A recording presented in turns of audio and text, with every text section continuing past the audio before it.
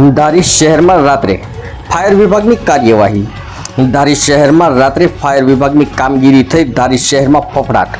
Fire સેફટીના અભાવવાળી બિલ્ડિંગને નોટિસો આપવામાં આવી। ધારી શહેરમાં આવેલ ક્રિષ્ના કોમ્પ્લેક્સ તેમજ રોયલ પ્લાઝા બિલ્ડિંગ સામે કાર્યવાહી કરવામાં આવી।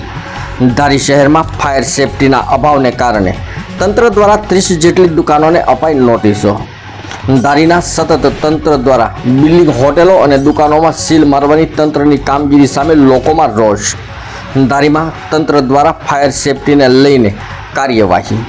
ધારી મામલતદાર, પીએસઆઈ તેમજ અમરેલી ફાયર વિભાગના અધિકારીઓ ઉપસ્થિત રહ્યા।